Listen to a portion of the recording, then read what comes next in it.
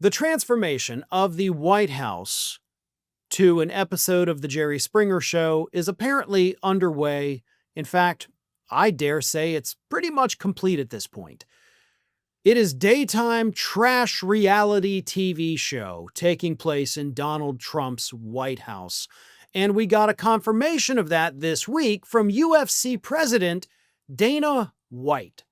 Dana White, of course, a very good friend and supporter of Donald Trump, announced on CBS, which recently made their big settlement with Donald Trump so they could get their merger done. He announced on CBS this week that the White House is, in fact, going to host a UFC fight next year to celebrate America's 250th birthday, right? Because when you think about celebrating, 250 years as a country, the first thing that comes to your mind is, I want to watch somebody beat the shit out of somebody else, right? I mean, that's typical 250th birthday, I guess. Let's watch two grown men punch each other until one of them can't stand up anymore. That sounds totally reasonable and rational for a birthday party. But here is what Dana White said. It's definitely going to happen. July 4th, 250th birthday of the United States of America, live on CBS from the White House. He then added that Trump's daughter, Ivanka Trump, has been involved in the planning of the event. So it's not hypothetical. Trump announced last month, I would like to have a UFC fight here. We want to have 250,000 people, which I'm sure Secret Service was like, oh, hell. We have to vet 250,000 people. But it's happening. We're going to watch a UFC fight on the 4th of July, America's 250th birthday, live from the White House. Streamed exclusively, by the way, on the network that just made the big old settlement with Donald Trump. Wow, how convenient. Everybody wins, except for the American public. Now, I initially started off this segment comparing this to, daytime reality, trash TV, whatever. But it's actually more like ancient Rome. In ancient Rome, they had gladiatorial contests, they had chariot races, and oftentimes these things were put on either by the politicians, the emperor, or by the wealthy elite themselves sponsoring these events. But they did it to distract the public from societal problems, social problems, political problems, agricultural problems, poverty and the like, famine, war and pestilence.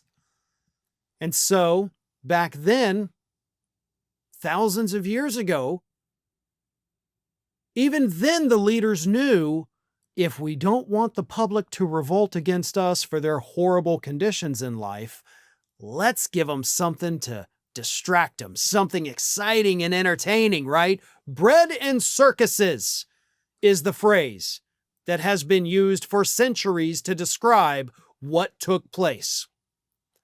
Because not only would they get there and get to go see all these things, they would also be given literally free bread. So that was the one time they were able to eat. And many of them would think, okay, well, the emperor, the politicians, or the wealthy elite, or whoever, they do care about us because, look, I got a free loaf of bread. That's pretty badass. I got bread. I get to watch people kill each other. And it's a pretty good day.